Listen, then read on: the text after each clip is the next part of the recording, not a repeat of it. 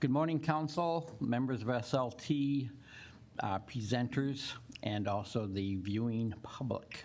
I see we have quorum today. I call this meeting into session. And I believe Councillor Kerr is joining us from Eastern Canada. I don't see him on the screen. He may. Oh, okay. Well, He's going to try. okay, we're not sure, but he may join us. Anyway, the meeting shall continue on. We will now ask all those that can to please stand for the national anthem.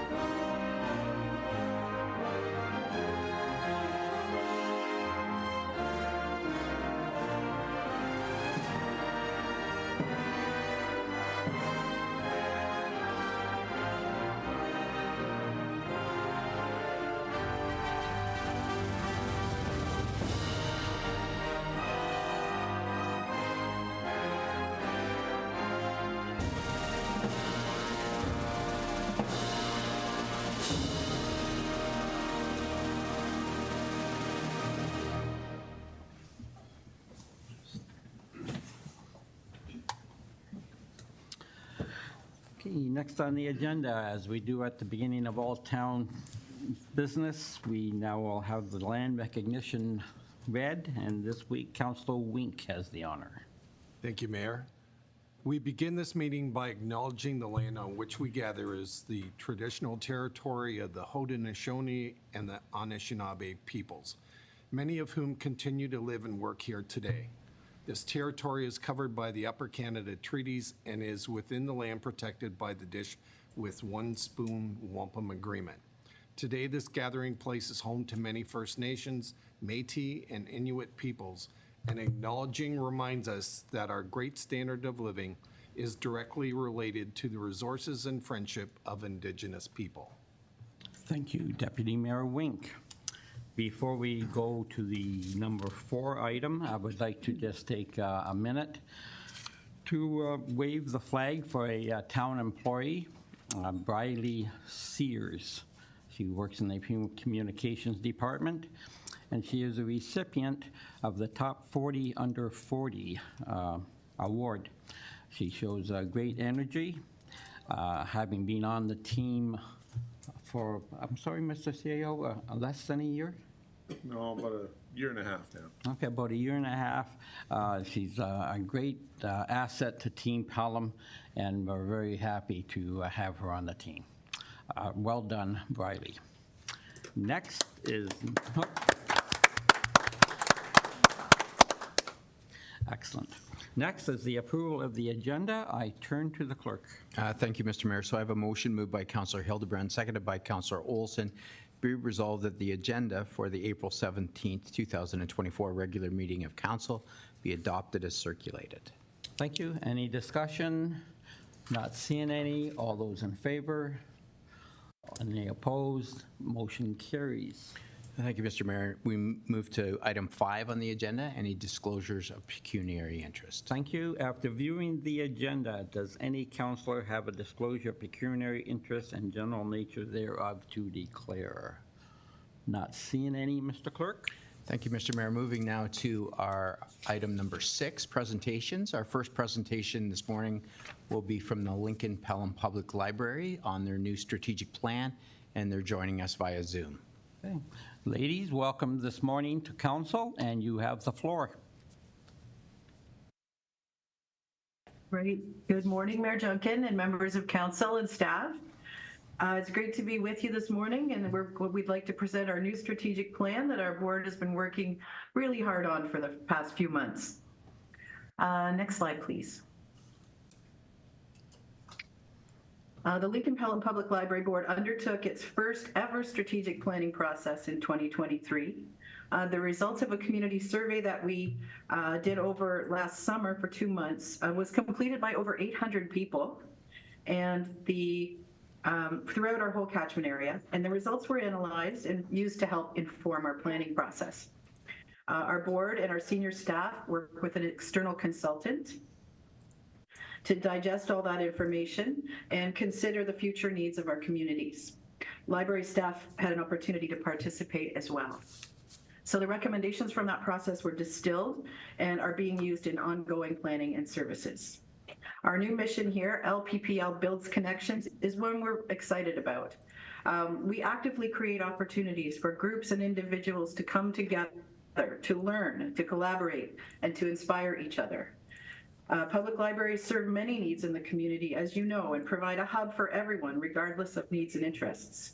We build connections between groups and individuals, between needs and services, between community members and each other, and so on, and so on.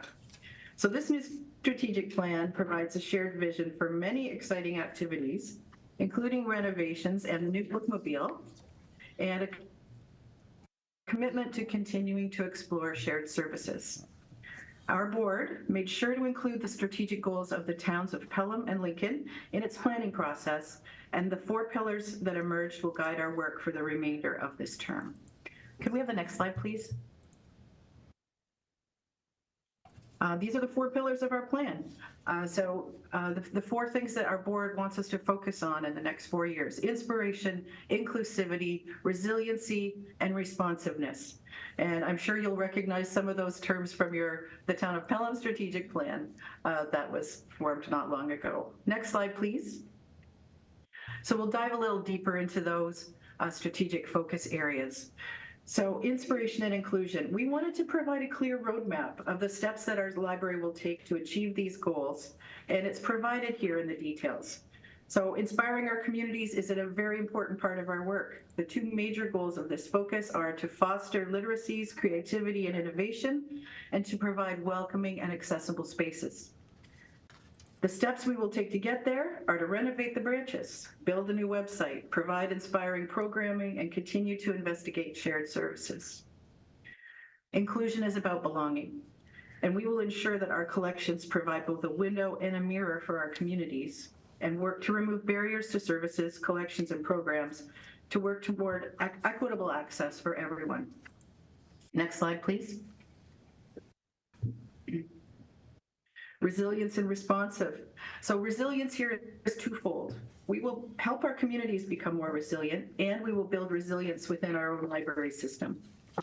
So through staff development and training, updated technology plans, and continued fund development, we will increase our library's resilience.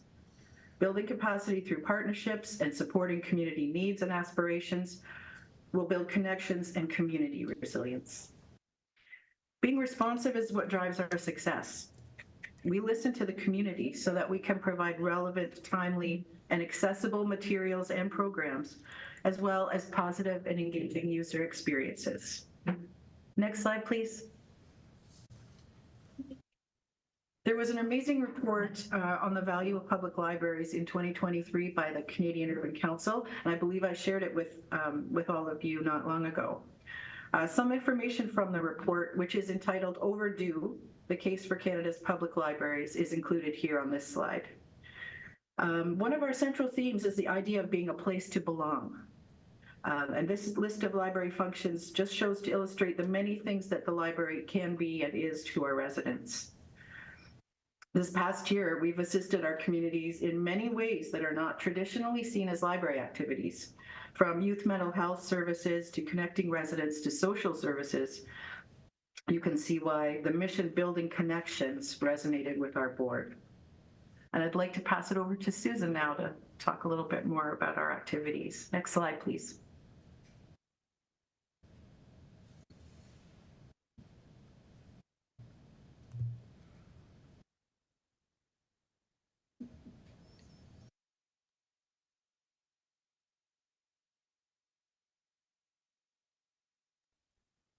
Sorry, I was caught up in that mute unmute swirl you get into with the space bar sometimes. Thank you, Julie. So in the 2 years since the Union Public Library was established, we've come a long way. And as you can see on this slide, in 2023, we delivered 1,390 programs, welcomed over 213,000 people into our 4 locations, and we loaned more than 450,000 items. That would be 10 items for every resident of Pelham and Lincoln. So as the effects of the pandemic have eased, we've seen people return to our branches in huge numbers. Our communities, our staff, and our board are thrilled with the services and programs that we're providing. Our outreach and partnership efforts have enriched our communities in many ways and have led to wonderful support for our fundraising efforts. An example of this was last fall, we had a Giving Tuesday campaign, and the goal for that was $6,000 to provide free programming for children and teens in 2024. We were thrilled that we far exceeded that goal by raising over $21,000 in donations, and that will now allow us to provide free programming, not just in 2024, but through 2026. Recently, we had a fantastic response to our March break programming. Families took part in a large variety of activities for all ages. There were puppet shows, art and science workshops, and an escape room at the Maple Acre branch as well, along with a really neat makerspace day. If you don't know what a makerspace is, it's a center that has all kinds of technology in it. So things like 3D printers, for example, printers that you can produce vinyl on to put on those glasses or mugs that you might see for sale. Brock University actually has a great makerspace and it's open to the public, but not everyone knows about it. So we were able to connect with them, and we had a special day for our residents of Pelham and Lincoln to come in during March break and check that out. Next slide, please.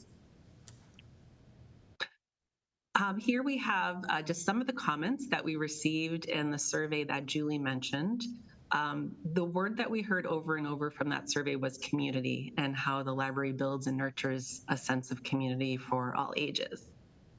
I'm not sure if you're aware, but recently loneliness has been identified as a health crisis in Canada, and public libraries are helping with the fight against that damaging social isolation by creating, sorry, I'm in a room with a light that goes off and on. Public libraries are helping with the fight against damaging social isolation by creating spaces for people to meet and connect. The library is a well-regarded and well-loved community service, and as Julie mentioned, we're thrilled to be preparing to improve our services through renovations and through our new bookmobile. And now I will turn it over to Amy. Thank you, Susan. In March, we took delivery of the new library van. We're preparing for the retrofit process and hope to launch this exciting new service later this year. The bookmobile will travel a regular route to provide access to library materials. In addition to making appearances at community events, the bookmobile will provide access to materials at schools, seniors' residences, daycares, and community partners throughout Lincoln and Pelham. It will bring regular as well as non-traditional items out of the library and into the community for borrowing, increasing access to materials to improve literacy, entertain, and engage residents. We have added some awesome items to our library of things, including a telescope, a metal detector, and GoPro camera. We're testing a few new items, including Lego kits, Roku devices, and we're hoping to add the Roku devices later this year. We just added the Lego kits this past week. We also added sensory kits for dealing with people who have sensory issues when they come into the library. So we have some in-house sensory kits that they can borrow. We also have some ones that they can check out and actually take home with them. And back to Julie. Thank you. Next slide, please. There's that bookmobile Amy was talking about. So we've already got it. It's an awesome vehicle, and we're really looking forward to having it retrofitted, and we're just working through that process now. The next slide, please. So we mentioned a strategic priority of ours is renovations, and we know that it's one of the town of Pelham's plans as well. We wanted to provide just a quick update on where that project sits. So we've begun to work with Town of Pelham staff and with Ward 99 architects on the preliminary work in the design process. So as we move along, we'll be looking for community feedback and council feedback, of course, as that design process progresses. There will be a capital campaign coming soon, and that will offer an opportunity for residents to be involved in supporting these projects that are very important for the community. Next slide, please. You may know that Rittenhouse Reimagined is another project that we're looking at. So we have two renovation projects in our minds. The preliminary for design for this project has been created. And the next step will also be a capital campaign to help fund that project. Something exciting that we offer here that's new, and it will be launching on April 20th, is a memory lab. That memory lab has it was donated by the Rittenhouse Trust, and it has some really exciting equipment that will enable residents to digitize all manner of photographs, negatives, and film. And we have a great printer that can print photographs with amazing quality there. So I really encourage you all to stop by and check that out. We are looking for grant opportunities always for all of these projects as well. And I mentioned the capital campaign. So next slide, please.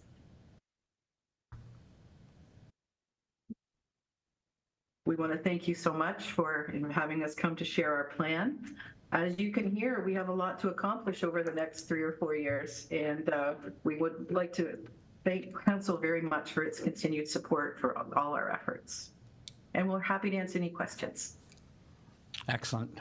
Thank you, ladies, for a great presentation and keeping us up on terms of what the library is up to. I can't believe the programs that is available at all of your branches.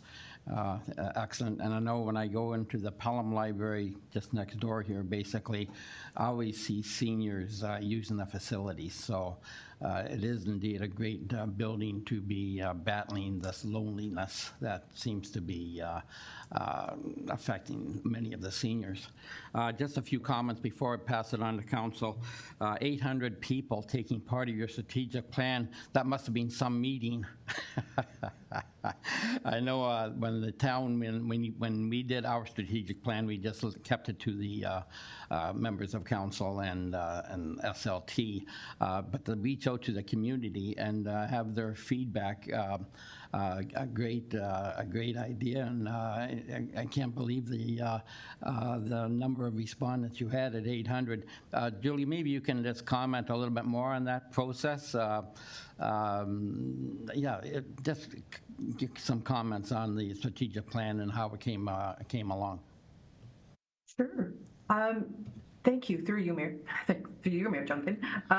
We worked with an external consultant, as I mentioned. So the survey itself, we posted it on our website, of course, and we plugged it through social media, and we had paper copies available in our branches and in other locations.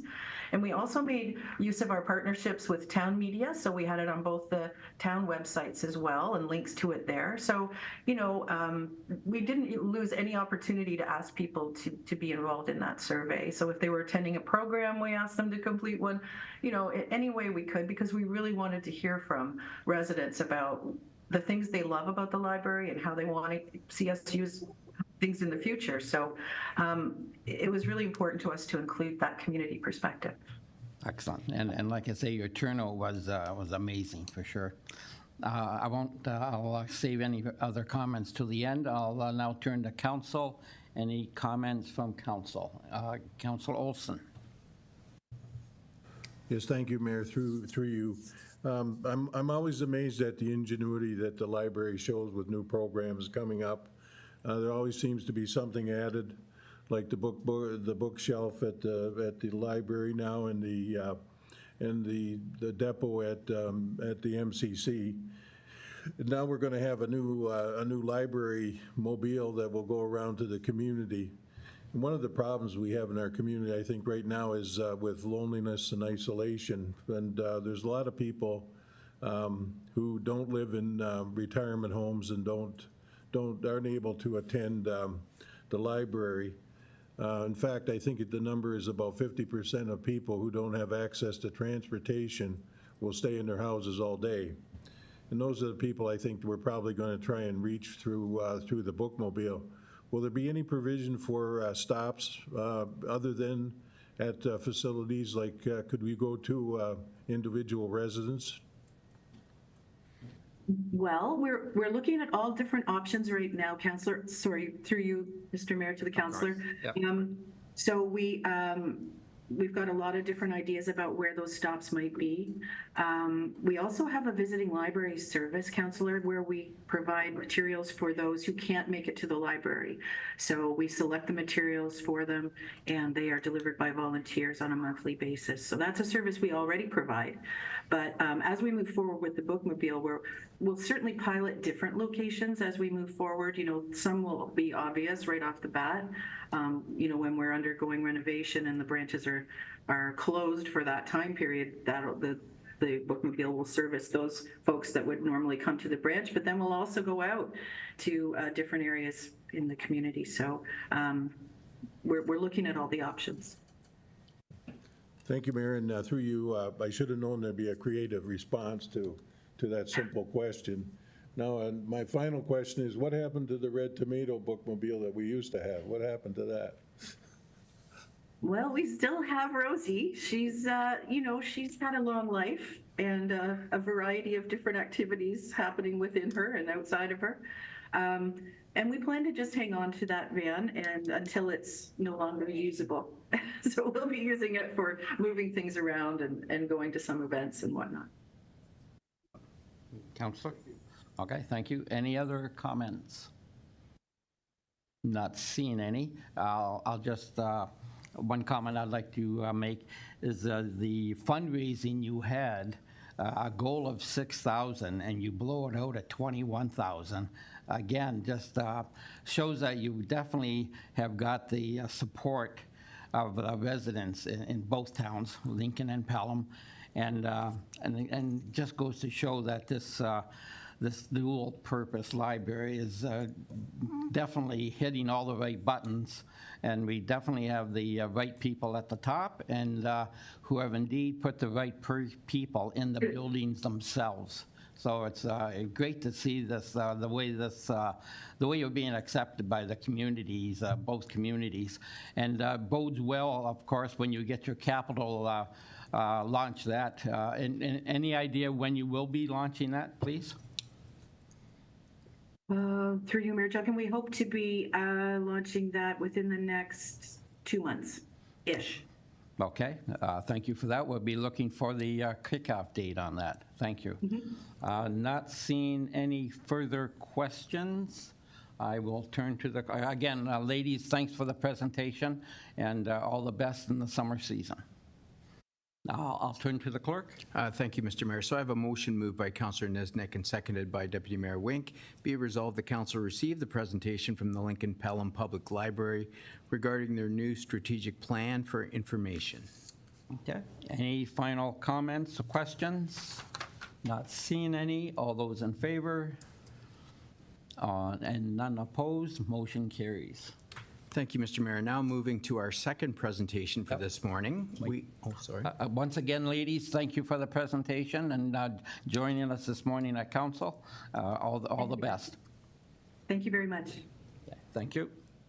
So we now have a presentation from Jackie Oblak, is that correct? From our Environmental and Climate Adaptation Advisory Committee, and she's here to speak to us about their work plan. Excellent. Thank you for joining us this morning, Chair Jackie, and we look forward to your presentation. Okay, we're on. Thank you, Mr. Mayor. As mentioned, I'm Jackie Oblak. I'm with your new advisory committee, and I always have to think twice about the actual name of it. It's Environment and Climate Adaptation Advisory Committee. So we've been meeting for a few months, not long. I think we've had 3 or 4 meetings, and we have developed a work plan that I have brought forward to you today for information, just to let you know the direction that we're going in It's obviously going to be something that is going to require a lot of focus, a lot of work, and some of the items may take a while to actually accomplish, but this is where we're going in any case. You do have a copy, I believe, of the work plan, and just before I get started, I do want to add or just modify one of the titles, basically for clarity. The title at the top that now says action, we've modified it slightly to recommendation, action, or outcome. Okay, and that's gone through our committee. This is just basically to clarify, because we are an advisory committee. We're not going out and doing all of these things, and we will be back to you for more than one of them, I'm sure, to provide recommendations. Really, when you take a look at it, I'm not going to go through it all. It's pretty self-explanatory. Most of the items have been pulled from the adaptation plan that was developed a few years ago. There's a really close connection between environment and climate adaptation. And in a previous life, I did spend some time on natural systems adaptation and impacts and doing research in that. So I can say from personal experience that if we can encourage the protection and the retention of our green infrastructure throughout the community in different ways, then that will take us really far in adaptation. Obviously, it's not going to be the whole solution, but I think that's where we start. In this plan, we're looking at both green infrastructure and built gray infrastructure. There's obviously things already that are being worked on, I believe, through Public Works, and we've had some discussions on what Jason and folks are doing underneath that heading. So there's quite a bit, I think, that we're going to have to consider. And again, that's where your green infrastructure can be part of the discussion as we move forward. And we have a lot of development that's occurring right now in our community. I think that this is a great time to start to have that discussion, is to take a look at different parts of our community as we talk about developing them, and see if there are opportunities to take advantage of your green infrastructure before it's gone. So that will be ongoing discussions. Land use planning obviously falls under that as well. And part of our discussions have been taking a look at things like the secondary plan for Fenwick. That is awesome. It's great to see that that we did take a look at what is there. What do we need to retain? What is great for the community? How can we retain those green components and also have, and really expand our community and develop around that, and also protecting those parts of things. So that's something that we're hoping to have discussions with, with staff over time, and again, coming back with any types of recommendations that might come forward from those discussions. We're really here to support what both council is hoping, will be done in the way of climate adaptation, and the associated environmental protection, and also to take information out to the community. And that's another component that we're looking at, is the communications component. A lot of people, they hear about climate all the time. I mean, it hits the newspapers every day, it hits the media. but a lot of people don't really understand both what it's about and how it's going to affect us personally. So I think that there are many opportunities to work on the communications components as well, and just to get that information out there and to sift it down so that it becomes relevant to our residents. Emergency preparedness, as you can see, I believe there's been some work done, and we will be inviting, excuse me, it's allergy season. The voice comes and goes sometimes, so I may squeak. From the emergency preparedness perspective, I think there's been work done, as I say, and we're hoping to have those folks in to tell us what has been done and what may need to be addressed further.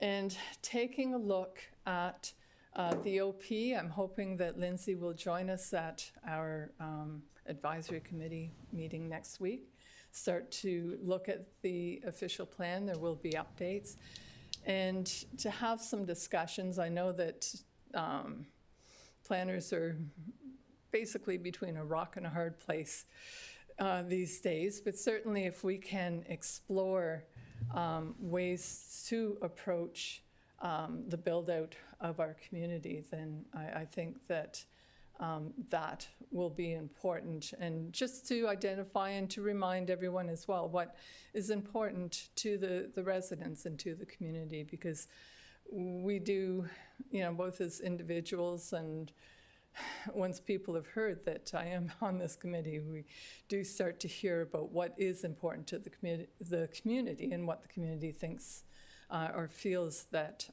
should be done and what they are losing. So that's certainly something that's going to be important. The other component is that I believe that there's some property that Councillor Olsen has mentioned that is available for perhaps some naturalization projects, which again would be another outreach type, education, information project that is an example, again, like, real live example that people can walk through, that we can have people from the community involved with, that we can build out. So that's an exciting project that I'm hoping will move forward. And again, we're going to be looking for resident partners, and I can see that gardeners, master gardeners might be a partner in that type of an initiative. So there's a large number of things. I've been told that this is, what was the word? Optimistic? That's fine. Ambitious, there we go. Yes, both. And that's fine, because what we need to do is to start to lay things out. And it doesn't mean that necessarily we're going to hit every single item. We're hoping to, obviously. Hey, that's the optimist. But I think that what this starts to do is to identify to all of us some of the things that do need to be done. It has been broken down a bit as to what might be more important. Certainly the vulnerability for some of these items has been identified. If no one has read this cover to cover, then might be good reading. And so there are items that certainly have been identified as being more important and something we should be getting at in the short term, as opposed to, some of the things that either will be long-term projects or basically are not quite as important.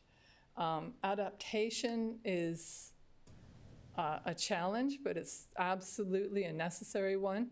There will be discussions, I'm sure, on cost at some point. Apparently, things cost money. But I think that what we need to take a look at as we start to move through this are costs that are saved. And a lot of the time what happens in communities, and again, this is from personal experience, is that, oh, well, this isn't very important, or, oh, yeah, this is going to cost some money. maybe the next budget. And then things happen. We do have events, and then all of a sudden, we're not quite prepared, and we realize how much even one event can cost. So I think that if we can be proactive in addressing some of these issues, then it economically will be worth it, as well as taking a look at some of the non-measurables like community stress, residential stress. You know, if you have, resident stress, if you have people within the community that do experience events and do go through hard times, then it is very stressful for them. It takes a while to get over it. I lived in Ottawa during the ice storm, and it took a good 10, 15 years for some people in that community to not panic when they had any kind of a indication that there was going to be ice, you know, that we were going to have freezing rains. So there are those things that are not measurables that I think that we have to be aware of too, even though it may not really fall within, you know, our purview. Anyways, that's it for me. If there are questions, and I'd be happy to address them, and thank you very much for your time. Okay, thank you, Chair Jackie, for your presentation. Before I open it to council, I just want to, again, thank you for putting your name forward for this committee. We had some discussions before, and the one thing you wanted, I said, Marv, I don't want to be on a mouthpiece committee.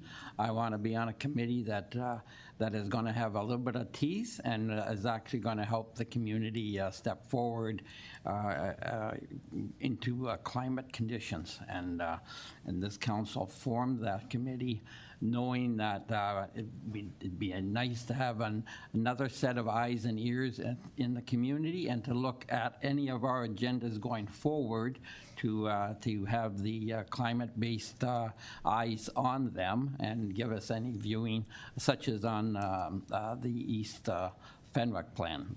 Excellent to hear that you're happy and on side with our plan, and that we're falling within your good graces going ahead on that plan. So it means a lot to this council. That's why we wanted this committee out there, and we're looking forward to hearing your comments as the term unfolds. So thank you for that.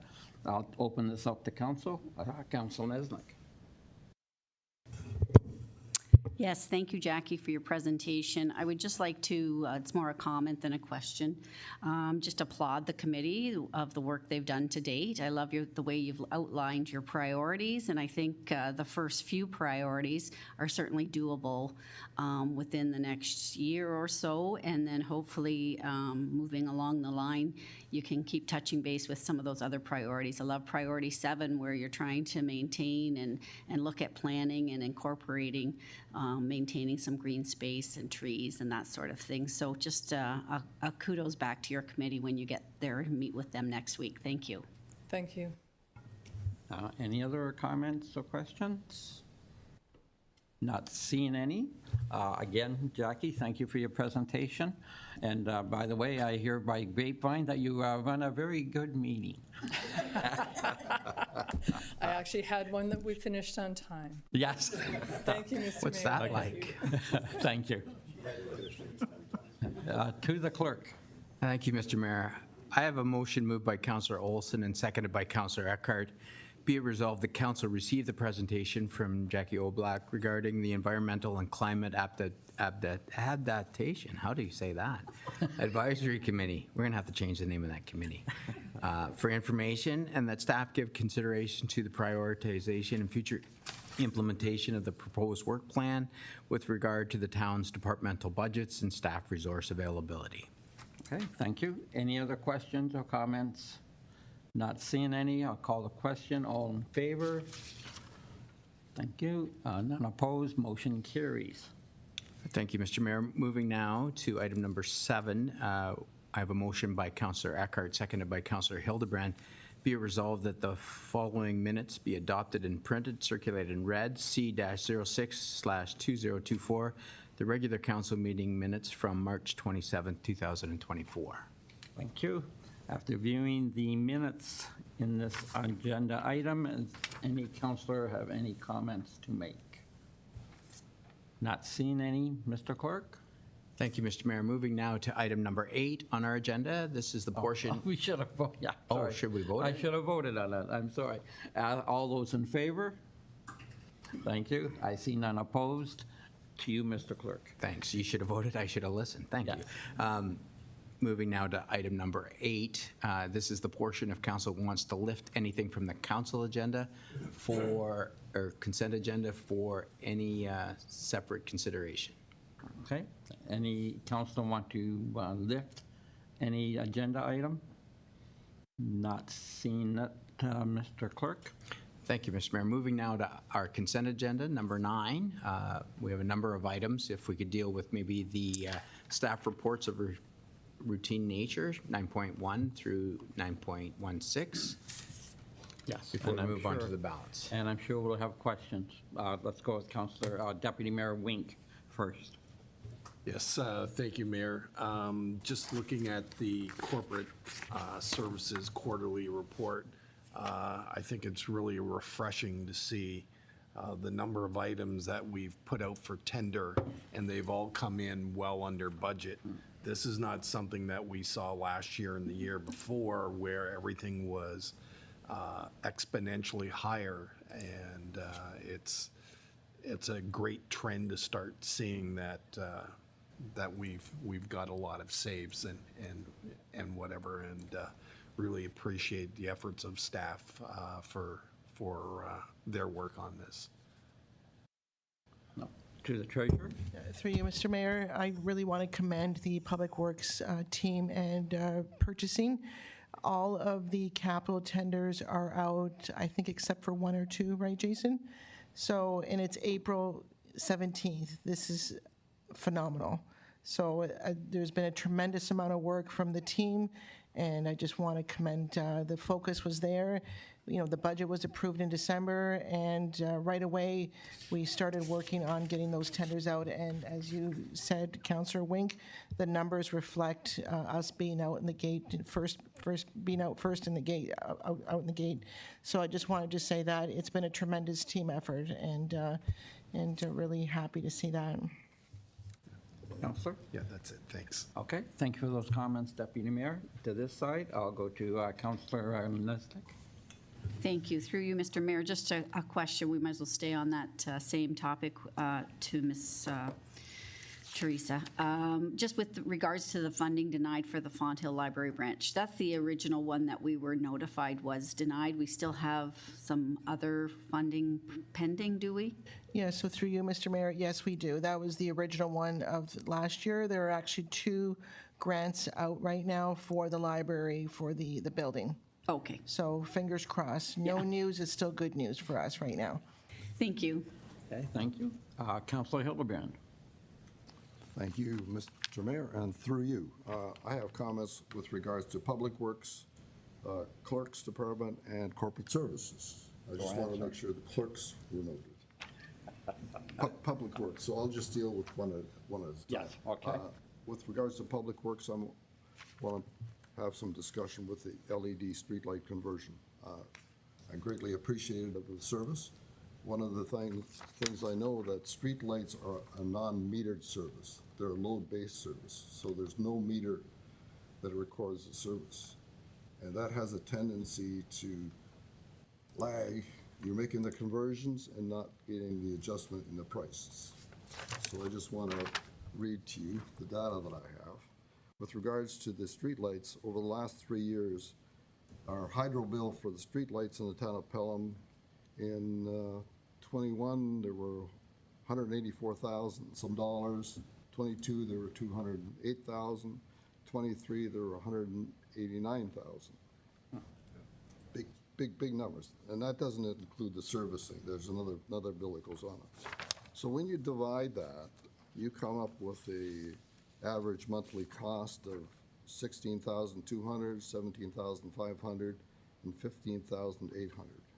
What amazed me is we started this streetlight project in '22, and we basically did 50%. You would think our streetlight bill would be down by 50% or so. Correspondingly, right?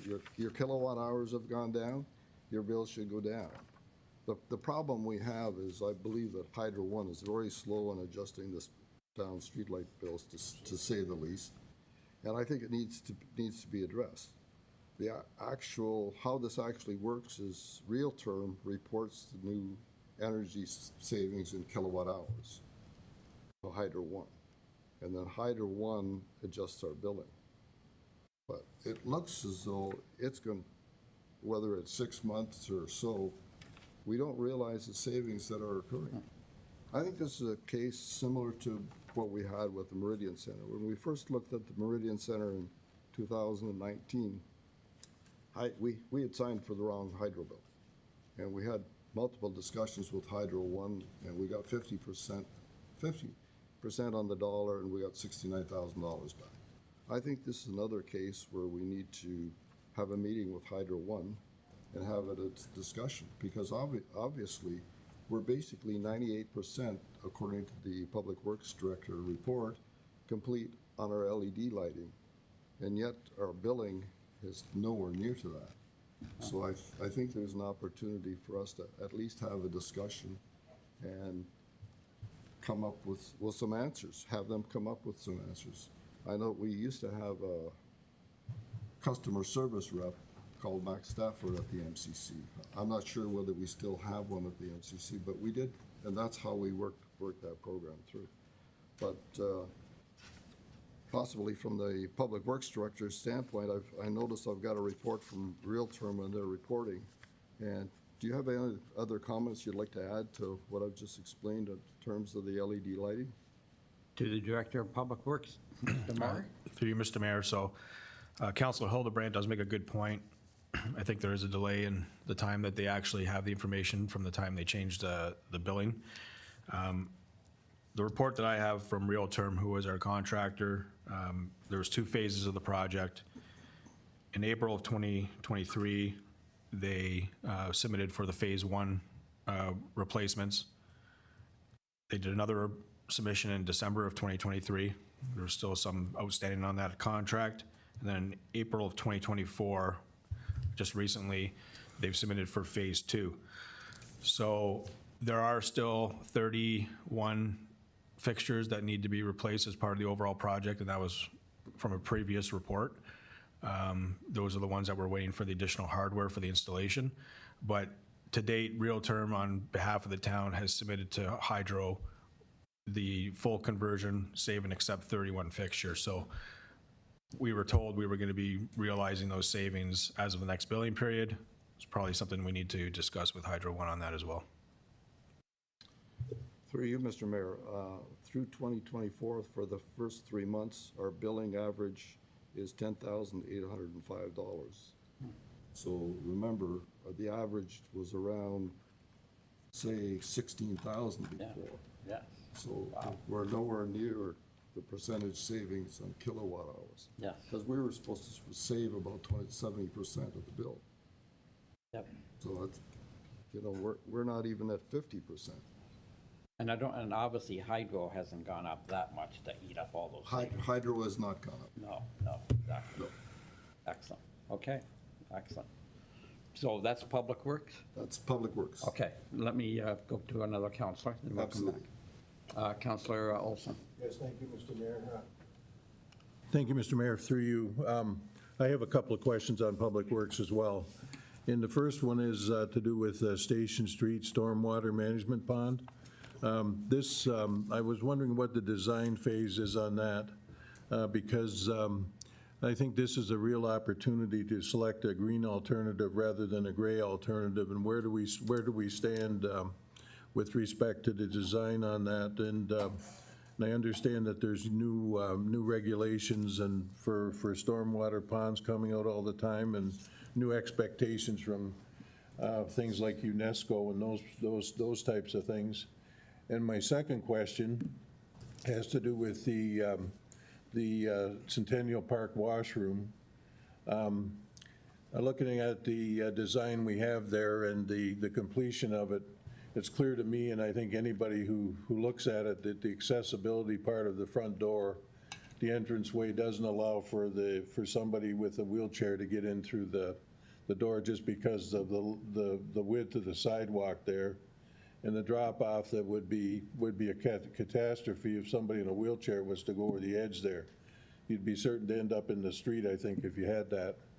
I'm just wondering if, where we stand with the completion data on that, and if there's holdbacks on the completion of the contract, and if there's any kind of remedial work that can be done, and whose expense is that going to be at? That's it. Thank you, Councillor. To the Director of Public Works, Mr. Moore. Okay, thank you, through Mr. Mayor. So Station Street Storm Pond is a project that's been on the books now for about 4 or 5 years. This project was also identified as part of our recent study that we completed through Matrix that was presented to council late last year. The issue with that pond is erosion at the outlet. So it's repairing the outlet for that stormwater management pond. We retained a consultant, I believe back in 2019. That design was completed. It was approved by the NPCA, was endorsed by Trout Unlimited, and that was the design we tendered. So that project had a capital budget assigned to it of $300,000. The tender came in, we awarded the project, the low bidder, and based on access requirements and access to the site, that project has been substantially delayed. Since that time, NPCA has required additional permitting. There has been some reluctance with respect to the design and moving forward with that design. There's been resubmissions from the contractor with respect to alternative options. Those were reviewed by the NPCA, town staff, other agencies, and they were not accepted. The original design is in place. Town staff support it. I can say that we have had conversations with the NPCA. We've met on site. With respect to final permitting, we're very close on receiving those permits. We're actually waiting for access plans, erosion control plans for doing the works. Since those meetings and discussions, there's been some talk about some other alternatives that are being presented by the contractor. I've offered to meet with the contractor and the NPCA. We're actually meeting on Thursday, tomorrow, on site to look at what the proposal is for, I guess, another alternative green solution. The solution that was provided as part of the original design basically takes the water coming out of the pond, disseminates the energy prior to it being discharged into the headwaters of the 12 Mile Creek. So that's the way the design has been built.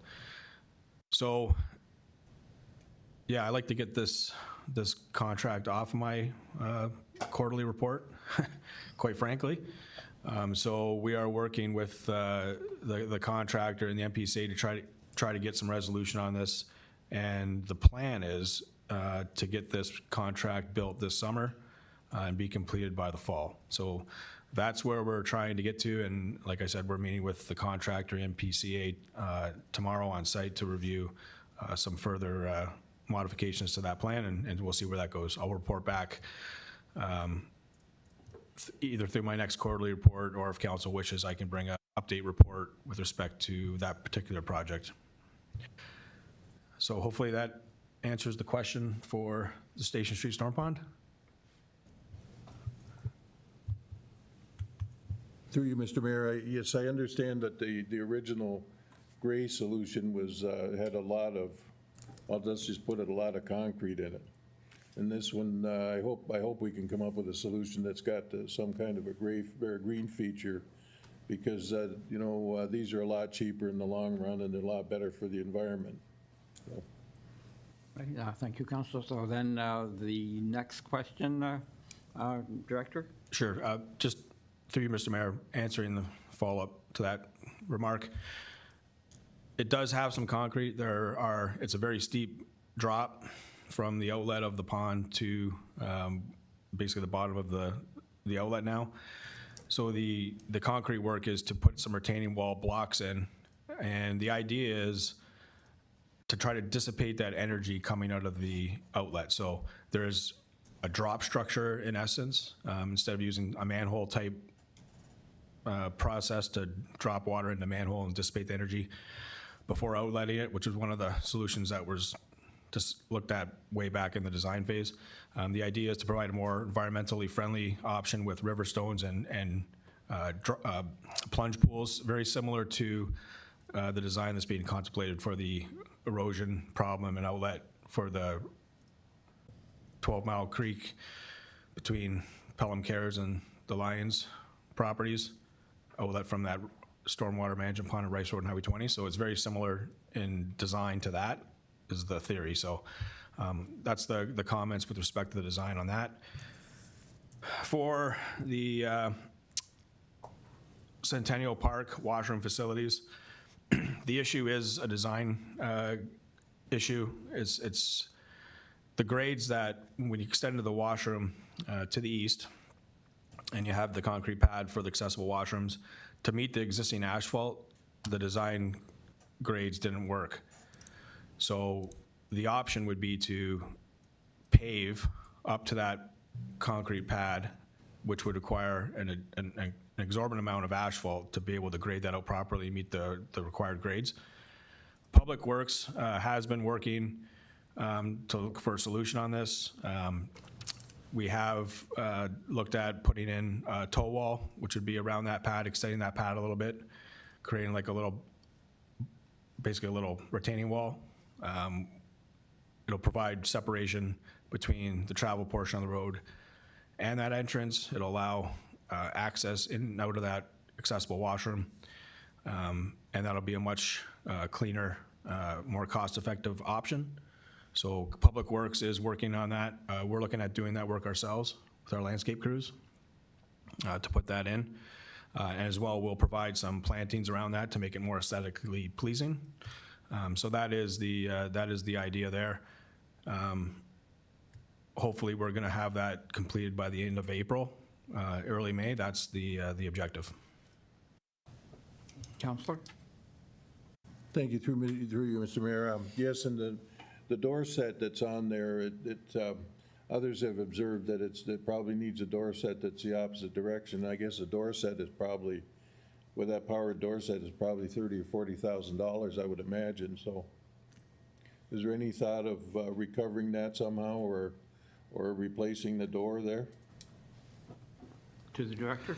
Through you, Mr. Mayor, due to the cost of that change, Public Works and in cooperation with building staff, we're also working with them to make sure it meets all the codes and accessibility requirements. But the plan is to leave the door and work around that and build a landing up top with a protective barrier between the travel portion and that sidewalk to allow users of that facility to come up a ramp and enter into that washroom easily and safely, leaving the door as it is. Councillor? Thank you, Mr. Mayor. Thank you, Director. Okay, thank you. Any more on the Public Works? Councilor Nesnick? Yes, thank you. Through you, Mr. Mayor, just a couple questions for Mr. Marr.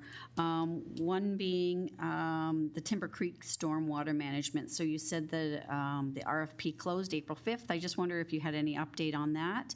And then my second question to you would be the station in Summerside's plan going through. Has there been any thought to a roundabout at that intersection? I do believe that the roundabouts help control speed as cars are coming into that area. And I know the residents to the west of Station Street are concerned about speed going up and down their road. And as just an aside, thank you for installing the signs with regards to the senior residents notification on that street. So thank you for that. But just those two questions about the thoughts about the roundabout. To the Director? Thank you. Through you, Mr. Mayor. With respect to Station Street, that RFP has just closed. We are in the process of awarding that assignment to a consultant. As you may or may not recall, that design was completed preliminary back in 2013 and again addressed in 2017. So the reconstruction of Station Street is probably about 90% complete. There was options looked at with respect to intersection control at Station Street and Summerside's Pelham Town Square. We looked at roundabout options. We looked at traditional a four-way stop. So the part of this assignment will be to work with that consultant to develop options to finalize that design. That's something that we're going to work through in the upcoming months. Also, there will be part of that assignment will be to work with the developer from Forest Park to develop a safe traffic calming alternative for the intersection of Port Robinson Road and Station Street.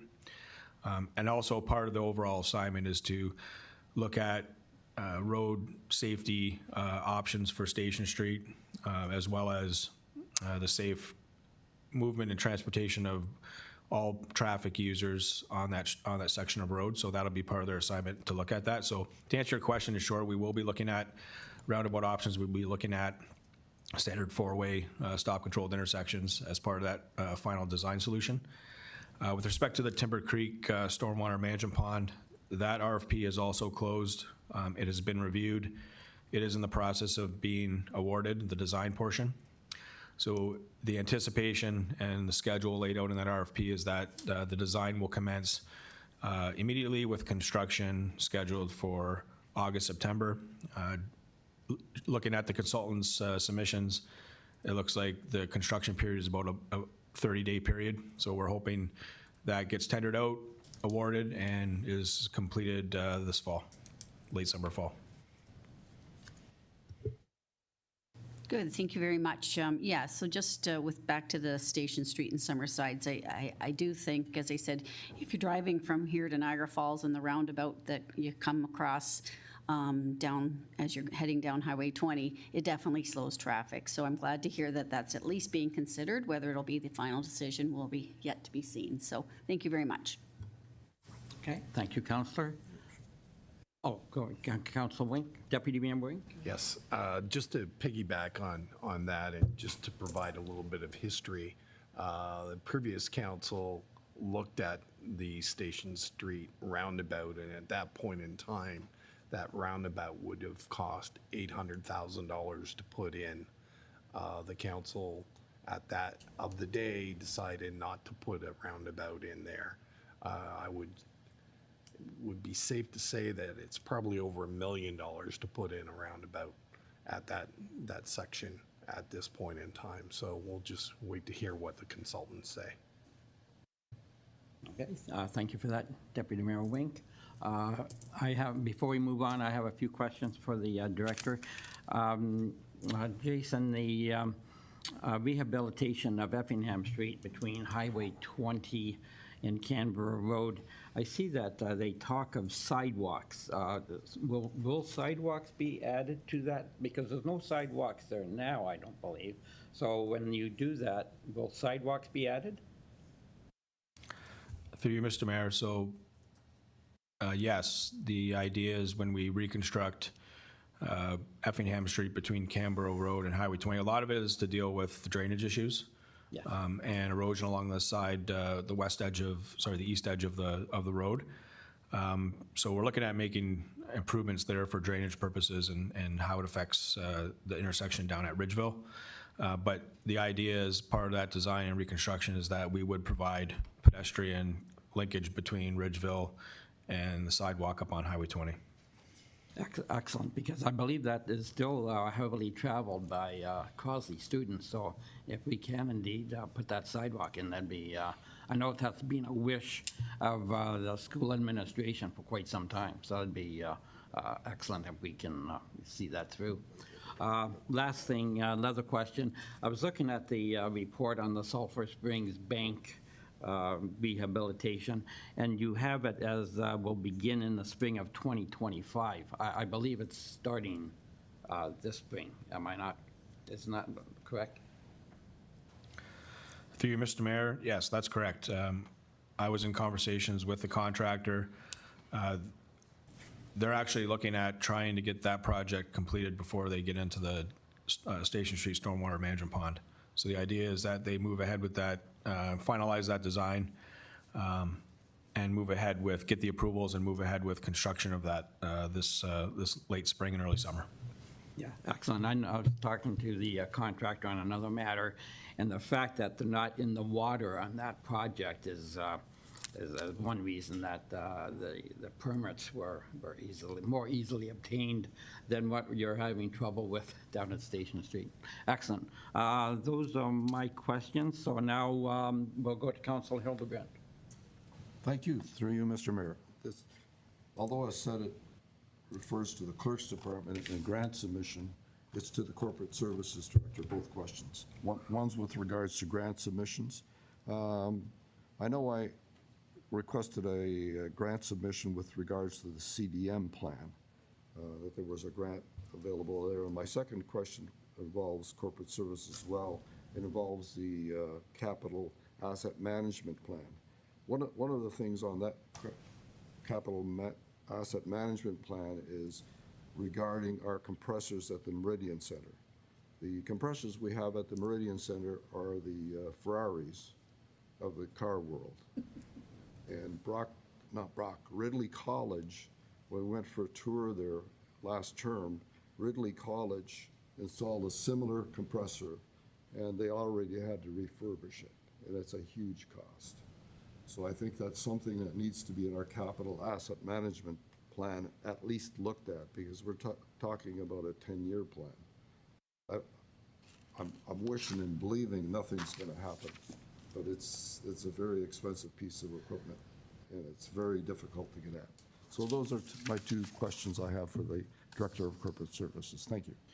To the Director? Yeah, so through you, Mr. Mayor, with regards to the grant you're referring to, that is top priority right now for the grant writer. Right now, the town has been working on the Housing Enabling Water System Fund grant. It's a $21 million grant that we basically have had all hands on deck on that grant. It's due on Friday, and it's going to be submitted today. So that's where the focus has been. A lot of detail in submitting that grant, but we're very it's just a huge opportunity for the town. So definitely that is the top one that Briley will be working on after she pushes the submit button. With regards to the asset management plan, the compressor will be included in it's part of the non-core assets that will be coming to council before the July 1st, 2024 due date. So it is in there. Thank you very much. Okay, thank you. Any other questions, corporate services?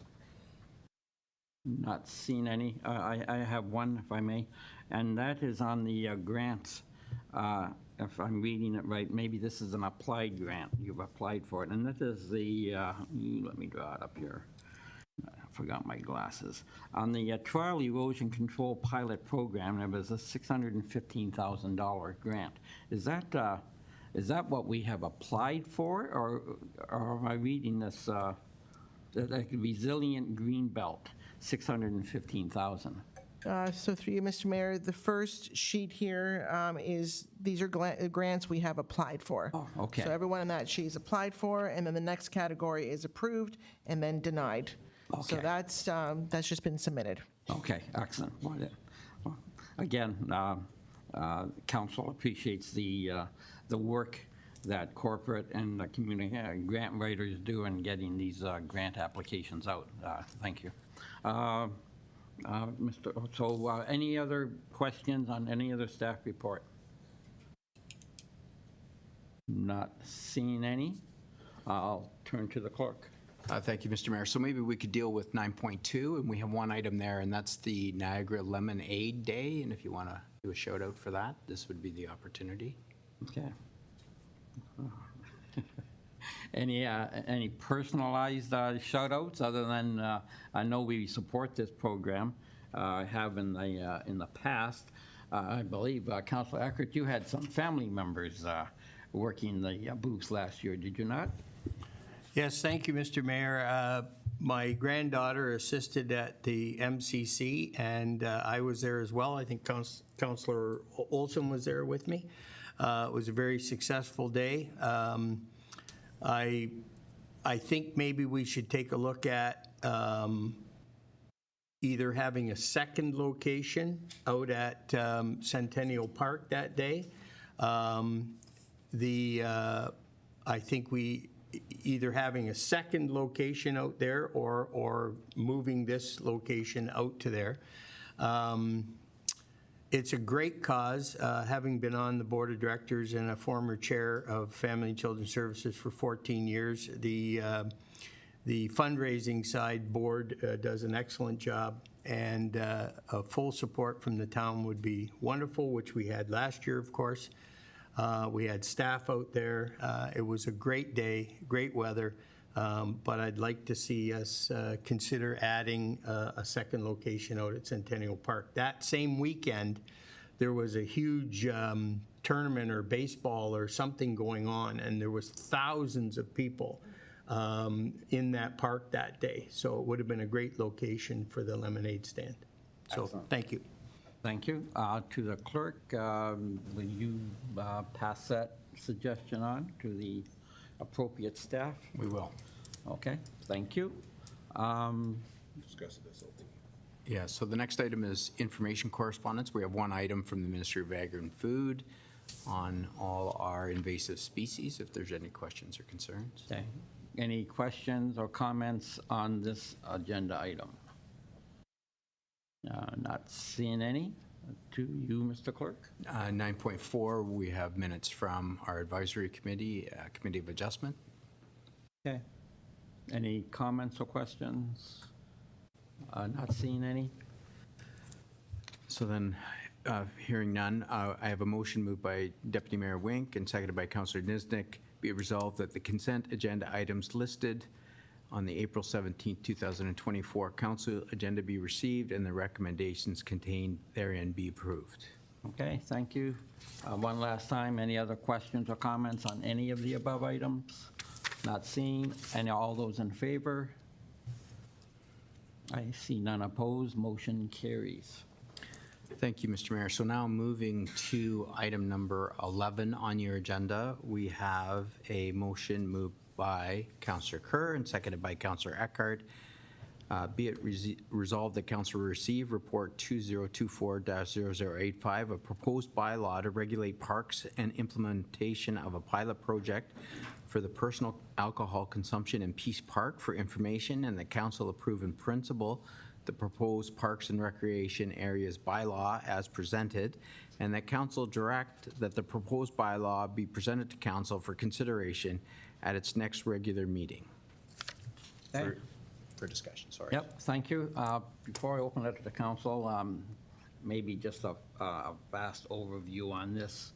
Mr. CEO, could you provide us with, I believe this is the one that we were going to extend this to other parks, but we ended up taking, isn't this the one we ended up keeping it at the Peace Park? That is correct, Your Worship. This is the handiwork of Ms. Sturton, so certainly in-depth questions I'm sure she'd be happy to field. But basically, this is the mechanism. There are a number of updates in here, but fundamentally, the reason why we hope that this is passed today is to address the issue and allow for the consumption of alcohol in moderation, of course, but at events in for operations in Peace Park outside of the already licensed events that are then covered by the rules of licensing. But this will allow, for instance, one to celebrate a wedding in the traditional fashion with a glass of champagne, and those weddings that normally happen in Peace Park, for instance, or to have a picnic, or to have beer purchased from the Cayman Kettle, brought out, whatever that happens to be. So that is the main piece there. The only item of significance that is not addressed in there is that no change one way or the other to tobogganing was brought in. And if that is something council wishes addressed, then please feel free to indicate such, and we would come back in the future with further language amendments if that's a concern to council. But I think this is an excellent modernization and upgrade overall. The immediate impetus is consumption of alcohol in Peace Park, which is a 2024 trial. The only thing staff didn't feel they had direction to engage in, because it would be a policy departure were we to make any sort of significant change about tobogganing or restricting tobogganing in municipal parks. That's my overview summary. Specific questions, I'm sure Ms. Sturton is happy to take. We're proud of the work, and we think it reflects the directions provided to us by council. So, thank you. Excellent. Thank you, Mr. CAO, for that overview. I'll go turn to council. Any questions or comments on this bylaw? Councilor Eckert. Thank you, Mr. Mayor. Ms. Sturton, I read this bylaw over extensively, well-written. Thank you very much. 2 questions. The ability to bring alcohol into the park is for a non-Thursday licensed occasion. Is that correct? Through you, Mr. Mayor, to Councillor Eckhart. Yes, that's correct. The way Section 7 is structured is to contain a general prohibition, then there's an exception to the exception. And one of the exceptions to the exception is that during Thursday night summer chill events, there will be no personal alcohol consumption permitted because the town is carrying on a licensed event. Okay, thank you. And secondly, I wasn't sure if I read it in here or not, so I thought I'd ask you directly. Is this going to allow purchase of a glass of wine and then being able to sit watching the concert, or do we have to stay in that particular area like we have in the past? Well, that's a very good question. I think the CAO may wish to answer that. Okay. To the CAO. So that will be the material difference in 2024 for those who attend and participate in that this year as part of that pilot project. There's not a distinction, so you can travel freely, or will be able to on Thursday nights travel freely with the alcohol. So there aren't it's travel freely within the fenced area, within the park, but there is not. Every year until now, there's been an alcohol and a non-alcohol section, and that distinction will no longer exist. And that is part of the pilot that council directed us to engage in. We will gather data and make observations about how well that does or doesn't function, and there will be a fall report after the fact for your consideration for future. Thank you very much. Okay, thank you, Councilor Eckert. Any other questions, comments on the bylaw? Not seeing any. I'll call the vote. All those in favor? I see none opposed. Motion passes. Thank you, Mr. Mayor. Moving now to item 11.2.2. I have a motion moved again by Deputy Mayor Wink and seconded by Councillor Olson. Be it resolved that Council receive report 2024-0091, a recommendation report on the East Fenwick Secondary Plan, official plan amendment number 21, and that Council direct planning staff to prepare the bylaw for approval for its next meeting. Okay, thank you, Mr. Clerk. Any comments? I go to Councillor Olson. Yes, thank you, Mayor. This is probably one of the most significant pieces of land for development, probably for a wide area. And we're talking about the East Fenwick Secondary Plan. And we've had our hearings and we've had our discussions about it, and I think they've been pretty complete and comprehensive. And I just wanted to point out that I'd like to see something in that we're going to undertake studies at the expense of the developers. And I'm concerned about the hydrology of that area. Number one, the springs that are going into the bottom of the Kame there. I'm concerned about species at risk and the amount of land that we have set aside to protect them. And I'm also concerned about the people who live on the south side of Welland Road and what the drainage is going to look like there. And we've also got the plan to reduce the number of stormwater management ponds. And I just want to make sure that those are taken into consideration. And I'm glad to see them mentioned in the report as it is. Because reading once again, the comments of the residents and PATH and the various people who spoke, I still have a concern that we take care of the lands and the waters in those areas and the drainage as well. So just leave that, Mr. Mayor. I will turn to the Director of Planning, Ms. Weems, for any comments she may have. Yes, thank you, Mr. Mayor, through you. So yes, certainly the secondary plan and the approval of that is, kind of the first step in terms of ultimately realizing development in this area. There will be further approvals required in terms of actual development applications, plans of subdivision, zoning amendments, site plans, and those kind of things. And as part of those approvals, there will be the need for additional studies around certainly individual, drainage master plans and development plans to deal with stormwater and drainage and stormwater management. As part of that, the geotechnical and the hydrology of the area will be further evaluated to ensure that, the groundwater conditions are taken into consideration in terms of any kind of design for storm management and any kind of drainage solutions that might come forward as part of a development application. So those are things that we will still continue to do. And to look at as part of future development approvals in this area. With respect to certainly species at risk and those kind of things, there has been certainly some work done already with regards to that, and some of the areas that have been identified to remain as green areas and protected are because there are species at risk there. We know that they exist, and we need to protect their habitat. And so that's the reason why, one of the reasons why some of the green areas have also increased in size is because having done some of the field work in terms of the environmental inventory of trees and birds and wildlife and reptiles and so forth that has already been undertaken, those species at risk have been identified.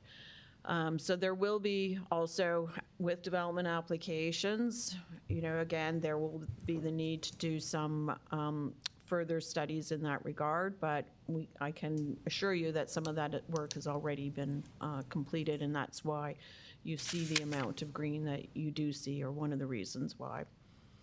So yeah, it's an exciting time for East Fenwick, and there will be certainly some change, and some of the existing areas are going to be experiencing some of that change.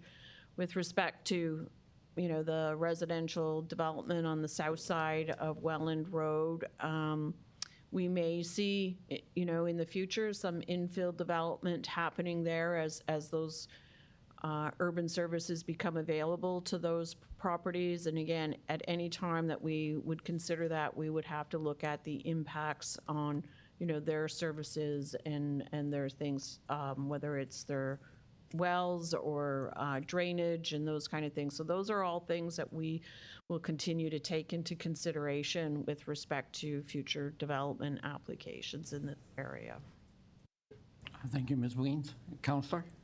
Yes, thank you, Mayor. Then to the director again.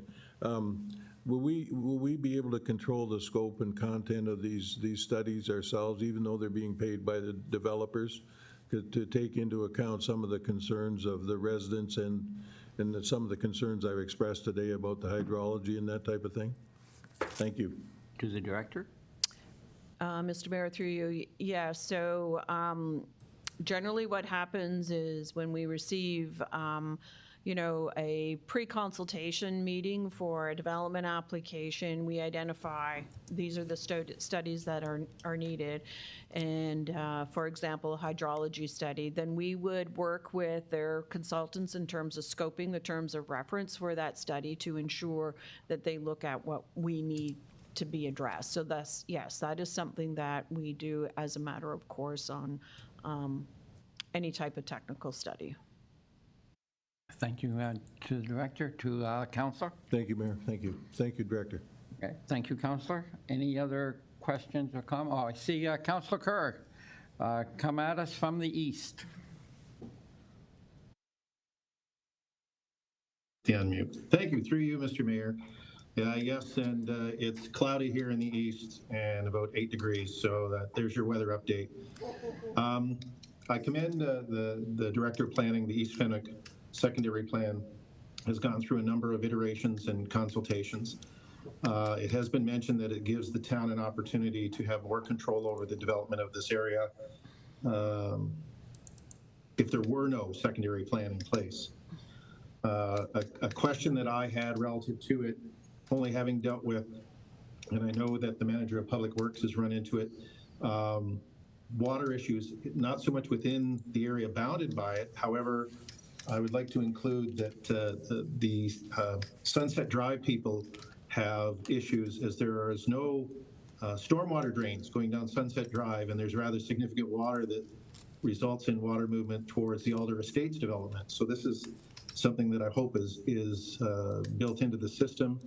And secondarily, I hope that there are concerns, understanding that north of Memorial Drive is agricultural property, and there is actually significant movement of agricultural equipment up and down Memorial Drive, especially between Balfour Street and Cream Street, or just slightly east of Cream Street, as we have two large operations, Johnson Farms as well as DeVries, that operate properties and are moving fruit back and forth for packing facilities that are located either on Foss Road or over on Canberra Road.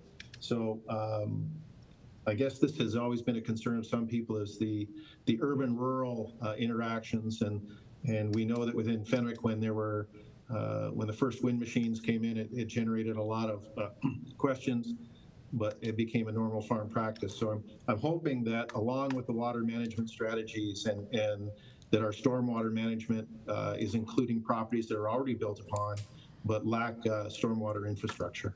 Thank you. Thank you, Councillor.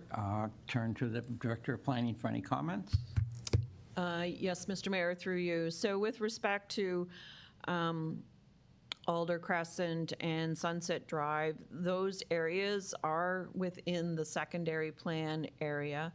And Councillor Kerr is, quite correct. There currently isn't any kind of stormwater on those systems in those roadways. Alder Crescent has some open ditches or open swales, but Sunset Drive really doesn't. And so, that area was developed, Sunset Drive, in probably the late 50s, early 60s, prior to, those kind of things being really considered. So having it included in the secondary plan, and when we look at putting any new services on that, whether it would be on Sunset Drive or Alder Crescent in the future, we would be looking at urbanizing those streets and dealing with stormwater management. Those would be kind of separate outside of actual development projects, because it's unlikely we'll get a lot of development on those streets per se, because they are, fairly developed themselves. And so those would be, some future long-term project that the town would undertake as a capital project, if there's a real strong need for urbanizing those streets. But having them included in the secondary plan provides the framework for that to go forward in the future. But they likely won't be development driven. Thank you. Councillor? Thank you. Yes, I guess I'm just bringing it to the forefront that Sunset Drive actually began to be built in the early 40s. And Alder Estates actually was the Alder Farm. So water was never really a serious concern for those people because there were no dwellings that went off of Sunset. It went into orchard land of Mr. Fred Alder, for which the estates are named. However, there are the lands on Sunset Drive. Some of the properties do have water flows that will move into the undeveloped area and will meet into that hydrogeology reports as well. So it's just all part and parcel. I'm hoping that it's not left as the last piece and then suddenly found out to be a problem. And I'm glad to hear, I realize it's not primary development because there's no new building lots. However, it is going to be significantly impacted by the new development to the east. Okay. Thank you. Thank you, Councillor. Any other comments? Councillor Nesnick. Thank you. Yes, just through you, Mr. Mayor, a question for our Ms. Weens. I see that there are 4 blocks of high-density residential in the plan. I do think we need some high density. I just want to make sure that, I think it said 4 to 6 stories, given his story recently with the developers in the area who come in to develop the lands. They're always stretching those bylaws. So I just wonder, first of all, is that explanation of the high density 4 to 6 stories in line with all of our other plans that are in the area or in our town with regards to the other plans? And then what sort of controls would we have should developers come in and want to put in a 8-story, 10-story building in those places? Thank you. To the Planning Director Weens. Yes, Mr. Mayor. So certainly the density was, a big conversation and discussion with the community.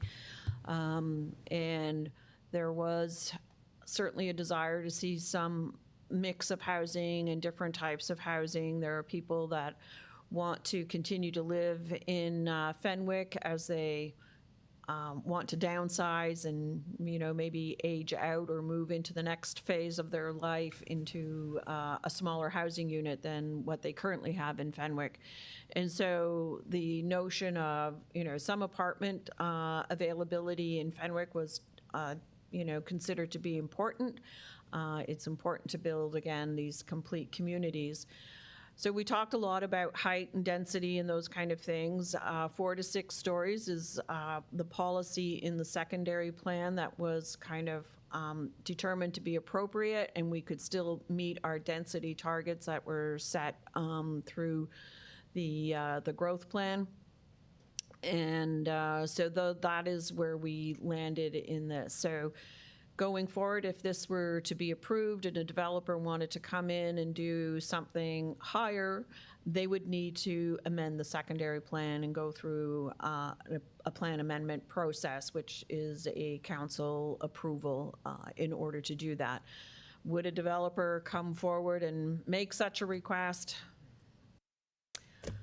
I don't know. I can't predict the future. However, I can advise that certainly the development industry was consulted throughout this process as well, and they're well aware of the height policies and directions in the secondary plan with respect to height and density. So I'm hopeful that they too have bought in and support those height requirements. Thank you to the director, to the councillor. Thank you. Okay. Any other comments, questions? Not seeing any, I'll call the vote. All those in favor? All those opposed? Motion carries. Thank you, Mr. Mayor. That moves us to 11.2.3 on our agenda. I have a motion moved by Councillor Kerr and seconded by Councillor Nistic. Be it resolved that Council receive report 2024-0087, a recommendation report, applications for revisions to previously approved draft plan and subdivision and zoning bylaw amendment, Park Place West, for information, and the council direct planning staff to prepare the necessary zoning bylaw amendment for council's consideration at the next regular meeting of council. To you for discussion. Thank you, Mr. Clerk. Any comments or questions on this agenda item? Oh, Councilor Nesnick? Yeah, sorry, chatting a lot today. Just a few questions. I'm still not really happy with the overall plan with regards to the single detached dwelling plan. So if my math is correct, the minimum lot frontage, which is the width, if I'm understanding, has been reduced by 33%. So you're looking at a 26, I went to feet because meters to me still, I can't see meters very well. So I went to, so a 40-foot lot was the standard requirement, and they've reduced it to 26 feet wide. So those are 26-foot lots. Which is, and then the lot area coverage has also been reduced by 25%, from 360 down to 270. And then my other bigger concern is the rear yard, minimum rear yard of 7.5 meters, which is 26 feet. They're requesting a 6.0, which is 19 feet.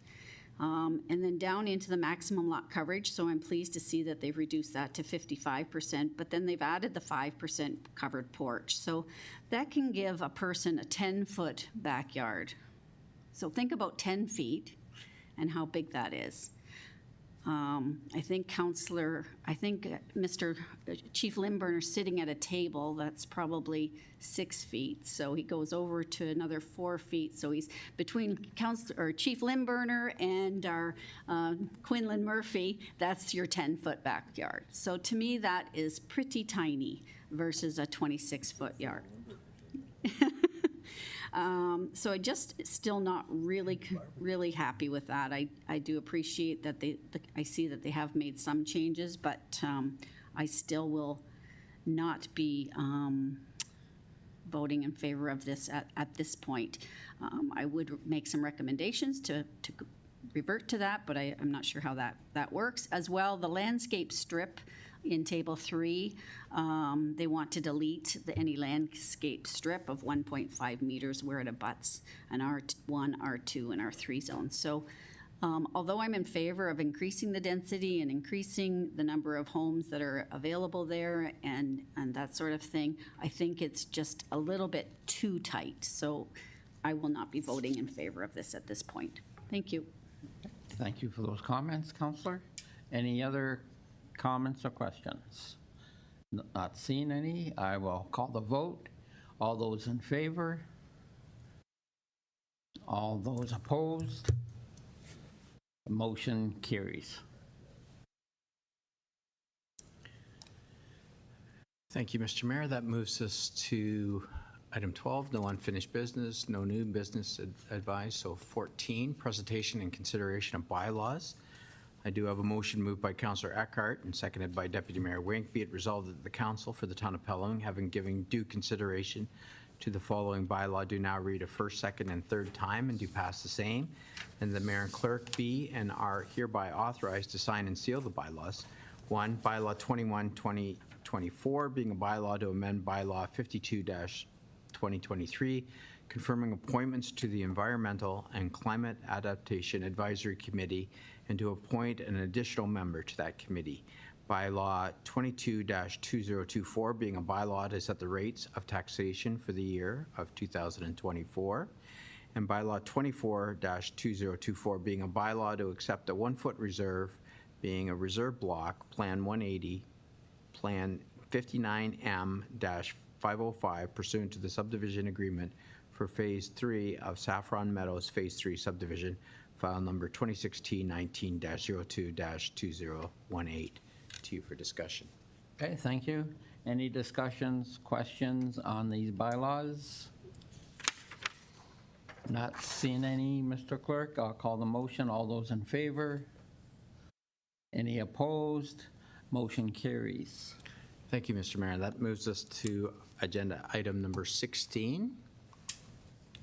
I have a motion moved by Councillor Eckhart and seconded by Councillor Olson.